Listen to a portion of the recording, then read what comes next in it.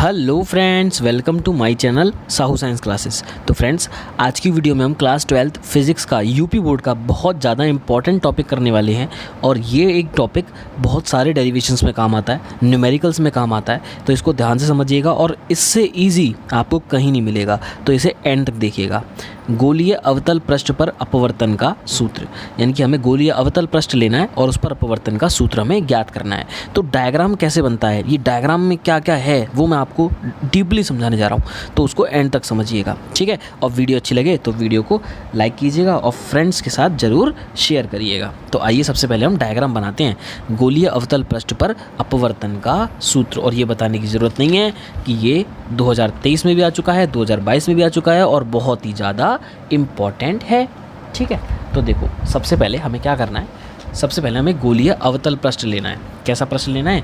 गोलीय अवतल पृष्ठ। अब गोलीय अवतल पृष्ठ बनाने के लिए आप क्या करोगे, तो देखो सिंपली आप इससे भी बना सकते हो, चांदे से, है ना, डी से बना सकते हो आप, है ना। कैसे बनाओगे आप, तो देखो ध्यान से। सबसे पहले आपको क्या करना है, सबसे पहले आपको सिंपल एक गोलीय अवतल पृष्ठ की फॉर्म में आपको ये बना देना है, ठीक है। ये बना लिया मैंने गोलीय अवतल पृष्ठ की फॉर्म में, और इसके बाद में फिर इसको लाइन से खींच लेना है ऐसे करके, ठीक है। देखते जाइएगा ध्यान से, है ना। अगर वीडियो स्लो लग रही हो तो वीडियो को अभी 1.5 पे कर लेना, ठीक है। इसको मैंने पीछे की तरफ लाइन बना ली और यहाँ भी मैंने पीछे की तरफ बना ली, ठीक है। इतना मैंने काम कर दिया। अब बीच में हम क्या करेंगे, मुख्य अक्ष डालेंगे।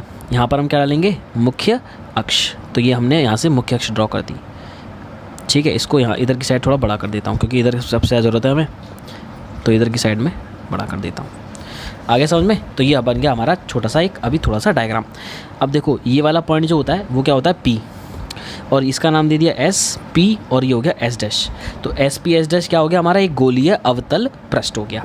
अब एक चीज़ सोचो, ये गोलीय अवतल पृष्ठ है तो पीछे की तरफ क्या होगा, कांच। और जब पीछे की तरफ कांच होगा, जब पीछे की तरफ क्या होगा, कांच, तो वो कैसा माध्यम हो जाएगा, सघन, और बाहर होगी वायु, तो वो कैसा हो जाएगा, विरल। आप जानते हैं, क्योंकि आप जानते हैं कि पीछे की तरफ क्या हो गया, सघन, अंदर की तरफ। और सघन को ऐसे डिनोट करते हैं हम, सघन को हम ऐसे डिनोट करते हैं, आगे समझ में। और बाहर हो जाएगा विरल। तो अंदर का माध्यम क्या है हमारा, N2, सघन का।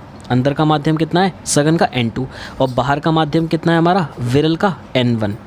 कितना है, N1। आ गई मेरी बात समझ में? आई होप आपको इतनी बात समझ में आ गई हो। इसके आगे का करते हैं। तो इसके आगे हमें क्या करना है, इसके आगे हमें एक बिंदु वस्तु O लेनी है। क्या लेनी है, एक बिंदु वस्तु O लेनी है, जो कि हमारी मुख्य अक्ष पर रखी गई है। हमने मान लिया, जो कि कहाँ रखी हुई है, मुख्य अक्ष पर, O बिंदु पर रखी हुई है एक बिंदु वस्तु। अब बिंदु वस्तु से किरण चल के कहाँ जाएगी, इस पृष्ठ पर आपतित होगी, इस पृष्ठ पर ऐसे करके आपतित होगी, ठीक है, आपतित हो गई।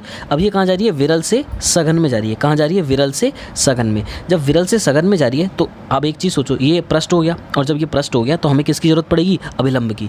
किसकी ज़रूरत पड़ेगी, अभिलंब की। और अभिलंब कहाँ होता है, अभिलंब होता है क्योंकि ये क्या है, एक गोले का भाग होता है। भैया आप एक चीज़ सोचो, जो अवतल लेंस है वो किसका, ये क्या है, ये गोले का कटा हुआ भाग है, ये गोले का कटा हुआ भाग है। तो इसके केंद्र से ही तो लंब डालेंगे हम। कहाँ से डालेंगे, केंद्र से। तो मान लिया इसका सेंटर कहीं यहाँ पर है, इसका सेंटर मैंने यहाँ पर मान लिया C। अब C से क्या डाल दूँगा, मैं लंब डाल दूँगा। तो C से मैं यहाँ पर लंब डाल देता हूँ इस तरीके से। तो देखो, इस पॉइंट से मैं C से लंब डाल दूँगा ऐसे करके। तो ये चला गया C से अभिलंब, जिसे हम अभिलंब बोलेंगे कि नहीं बोलेंगे, आया समझ में? इसे हम क्या बोलेंगे, अभिलंब बोलेंगे। अब देखिए, इस किरण को जाना तो ऐसे चाहिए था, जाना तो इस किरण को ऐसे चाहिए था, देखो ऐसे करके जाना तो इस किरण को ऐसे चाहिए था। लेकिन होता क्या है इसके साथ, ये किरण, क्योंकि आपको पता है जब किरण विरल से सघन में जाती है, कहाँ जाती है, विरल से सघन माध्यम में जाती है, तो वह अभिलंब की ओर झुक जाती है। कहाँ हो जाती है, अभिलंब की ओर झुक जाती है। तो देखो, इस किरण को जाना तो ऐसे चाहिए था, लेकिन ये अभिलंब की ओर झुक जाएगी। अभिलंब कहाँ है, ये रहा। तो देखो, जाना तो इसको ऐसे चाहिए था, अभी अभिलंब की तरफ ऐसे झुक जाएगी। जाना तो इसको ऐसे चाहिए था, अभिलंब की तरफ ऐसे झुक जाएगी। तो देखो, ये अभिलंब की तरफ थोड़ा सा इसको हम इसको झुका देते हैं, तो ये अभिलंब की तरफ थोड़ा सा इधर चली गई, आगे समझ में। तो अभिलंब की तरफ इधर की साइड थोड़ा सा ये झुक गई, ठीक है।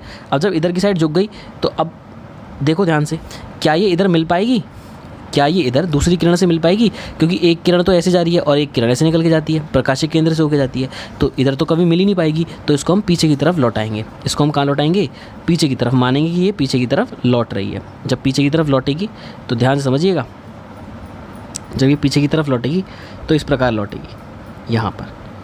तो जब ये पीछे की तरफ लौटेगी तो ये बिंदु आई पर आएगी। कितने बिंदु पर? आई पर आएगी। आई होप आपको इतना डायग्राम समझ में आ गया हो।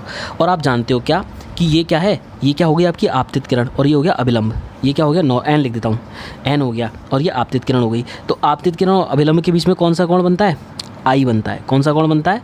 आई। तो ये वाला एंगल कितना हो गया? आई। ये वाला एंगल कितना हो गया? आई।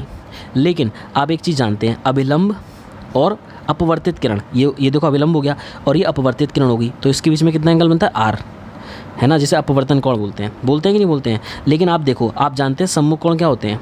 ये वाला एंगल इस वाले एंगल के बराबर होता है। तो यहाँ पर देखो ये वाला आर है, तो देखो ये अभिलंब जा रहा है और ये काली वाली लाइन जा रही है, तो इन दोनों के बीच देखो कैंची यहाँ बन रही है, तो देखो यहाँ पर भी तो बनेगी। तो ये वाला एंगल भी क्या हो जाएगा? आर हो जाएगा।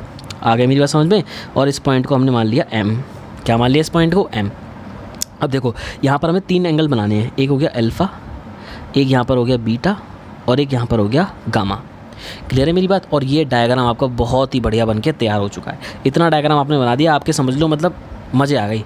आप डायग्राम बना के आ गए ना इतना बढ़िया, तो आपको बहुत मतलब अच्छे मार्क्स मिल जाएंगे। ठीक है, तो देखो सी से भाई ये वक्रता केंद्र होता है, वक्रता केंद्र से ध्रुव तक की दूरी कितनी होती है? आर होती है।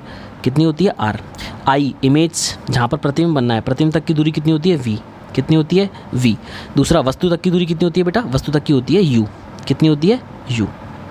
आगे मेरी बात समझ में? तो ये हमारा डायग्राम नीट एंड क्लीन बनके तैयार हो चुका है। आई होप आपको डायग्राम समझ में आ चुका हो। अगर आपको डायग्राम समझ में आ गया ना तो आधा खेल तो यहीं खत्म हो गया। अब मैं आपको थोड़ी थ्योरी पढ़ा देता हूँ, तो देखो थ्योरी को पढ़ लो। देखो चित्र में SP S' एक गोलीय अवतल पृष्ठ है जिसकी वक्रता त्रिज्या कितनी है? कैपिटल आर है। पृष्ठ के दोनों ओर के माध्यमों के अपवर्तनांक n1 व n2 है। मैंने आपको बता दिया, इसके दोनों ओर के माध्यमों के अपवर्तनांक n1 व n2 हैं। O एक बिंदु वस्तु है जिसका गोलीय पृष्ठ द्वारा आभासी प्रतिबिंब I पर बनता है।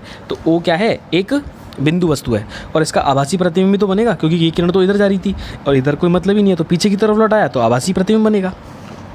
ठीक है, I पर बनता है। प्रकाशिक केंद्र P से प्रतिबिंब की दूरी V है और वस्तु की दूरी U है। वस्तु की दूरी कितनी है? U है। इतनी बात समझ में आ गई? ये थोड़ी सी थ्योरी लिखनी है, उसके बाद अब डेरिवेशन चलता ही जाएगा। तो देखो आराम से, बहुत आराम से समझना मेरी बात को।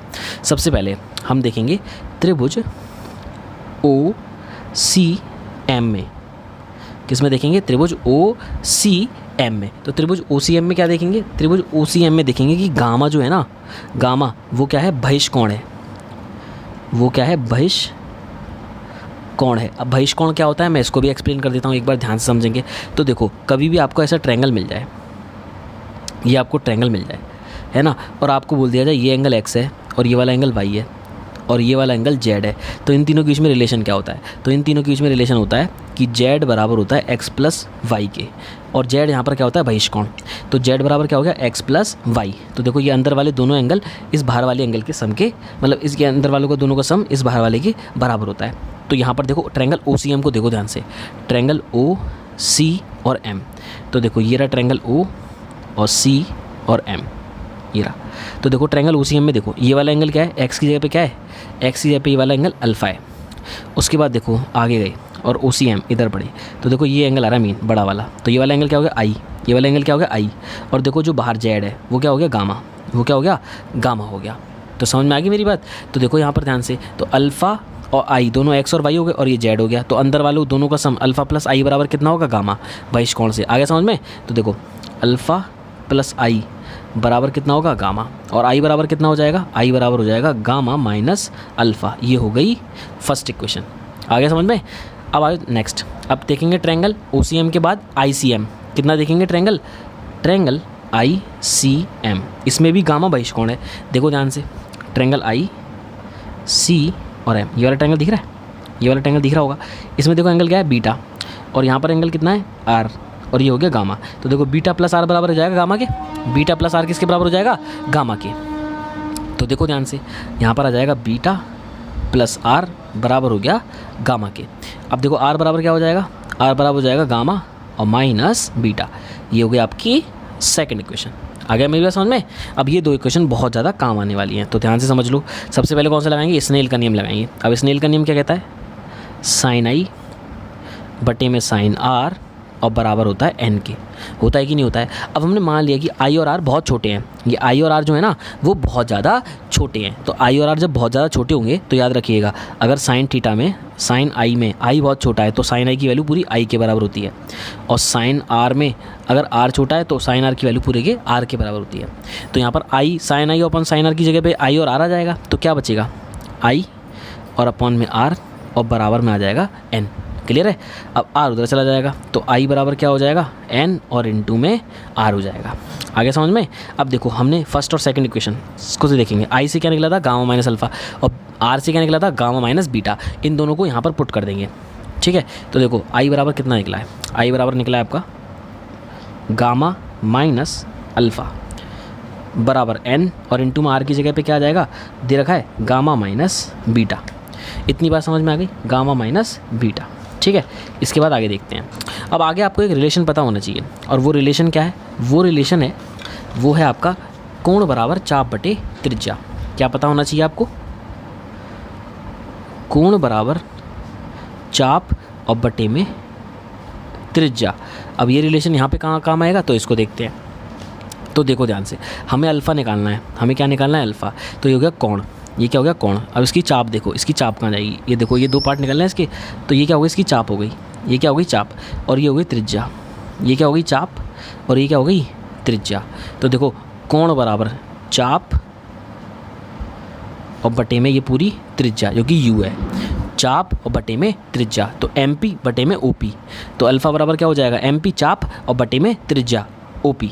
ठीक है, तो देखो अल्फ़ा बराबर क्या हो जाएगा, अल्फ़ा बराबर MP और बटे में OP। ठीक है, अब आते हैं बीटा बराबर। तो देखो बीटा बराबर क्या हो जाएगा, देखो बीटा बराबर वही हो जाएगा चाप और बटे में त्रिज्या, और ये त्रिज्या कितनी है V है। ठीक है, यानी कि IP। तो देखो बीटा बराबर क्या हो जाएगा MP और बटे में IP हो जाएगा। उसके बाद देखो CP है ना, तो MP अपॉन में CP हो जाएगा गामा बराबर। तो गामा बराबर क्या हो गया MP और अपॉन में CP हो गया। तो देखो गामा बराबर MP और अपॉन में CP हो गया। आगे मेरी बात समझ में? अल्फ़ा बीटा गामा ये तीन हो गए कोण बराबर चाप बटे त्रिज्या से। अब देखो हमारी इक्वेशन क्या थी, दोबारा लिख देता हूँ, गामा माइनस अल्फ़ा बराबर n और गामा माइनस बीटा। क्लियर है? अब यहाँ पर इसकी वैल्यू रख देंगे। तो देखो गामा की जगह पे क्या आ जाएगा MP upon CP minus alpha की जगह पे MP और अपॉन OP बराबर n, और गामा की जगह पे फिर दोबारा से क्या आ जाएगा MP और अपॉन में CP माइनस बीटा की जगह पे MP और अपॉन में IP।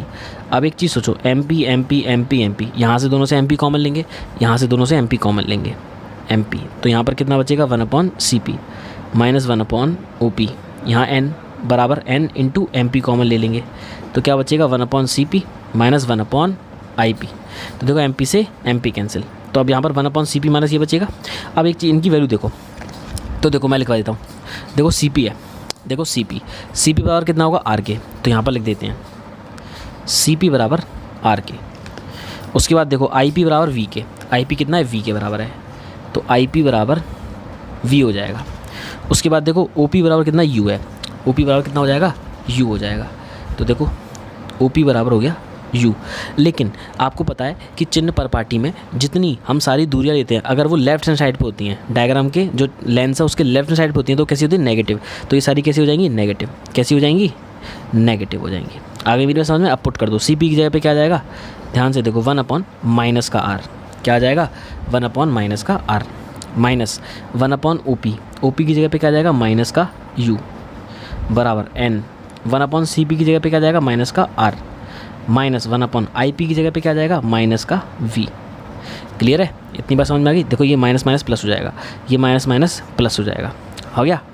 अब देखो ध्यान से, ये हो गया 1 अपॉन R माइनस का और प्लस 1 अपॉन U बराबर n का मल्टीप्लाई कर दो माइनस n अपॉन R और प्लस n अपॉन V। अब इस माइनस n अपॉन R को इधर ले जाओ तो ये प्लस का हो जाएगा, और 1 अपॉन U को उधर ले जाओ तो माइनस का हो जाएगा। तो देखो n अपॉन R को इधर लाए तो प्लस का हो गया n अपॉन R और माइनस 1 अपॉन R, और ये 1 अपॉन U को उधर ले गए तो माइनस का हो गया। तो इधर तो n अपॉन V बचा और माइनस का 1 अपॉन U बचा। अब देखो इसको इधर लिख दो, तो n upon V minus 1 upon U बराबर इन दोनों में से क्या कॉमन आ जाएगा n माइनस 1 आ गया और अपॉन में R। पहला तो ये फॉर्मूला बन गया जो कि बहुत ज़्यादा इंपॉर्टेंट है आपके लिए, है ना, बहुत ज़्यादा इंपॉर्टेंट है। जो कि हो गया गोलीय अवतल पृष्ठ पर अपवर्तन का सूत्र। लेकिन आपको एक और काम करना है, क्योंकि आप जानते हो n बराबर क्या होता है, n2/n1। पुट कर दो इसमें क्या कर दो, पुट कर दो। तो देखो n की जगह पे क्या आ जाएगा, n2/n1 और n2 में आ जाएगा v -1/u बराबर यहाँ पर ऊपर क्या आ जाएगा, n2/n1 -1 और अपॉन में आ जाएगा r। इतनी बात समझ में आ गई। अब इसके बाद बच्चों को सॉल्व नहीं होता, तो मैं तरीका बताता हूँ। आपको क्या करना है, n1 का दोनों तरफ मल्टीप्लाई करना है, n1 का दोनों ओर मल्टीप्लाई करने पर। तो देखो n1 का मल्टीप्लाई करोगे तो क्या हो जाएगा, देखो यहाँ पर n1 है तो मल्टीप्लाई करोगे तो n1 से n1 कट जाएगा तो v आ गया, माइनस यहाँ n1 का मल्टीप्लाई करोगे तो n1/u हो गया, यहाँ n1 का मल्टीप्लाई करोगे तो n1 से n1 कट जाएगा तो n2 बचेगा, और यहाँ करोगे तो -n1 हो जाएगा और 1/r हो जाएगा। आगे समझ में। तो ये देखो, ये मोस्ट इंपॉर्टेंट फॉर्मूला निकल के आया, जो कि ये दोनों फॉर्मूले मोस्ट इंपॉर्टेंट हैं गोलीय अवतल पृष्ठ पर अपवर्तन के सूत्र के लिए। आई होप आपको वीडियो अच्छी लगी हो। वीडियो अच्छी लगी तो वीडियो को लाइक कीजिएगा, चैनल को सब्सक्राइब कीजिएगा, और ये डायग्राम भी मैंने अच्छे से बनाया, आपको समझ में आ गया होगा। ठीक है, मिलते हैं ऐसे ही बहुत जल्द नेक्स्ट वीडियो में। Good bye guys.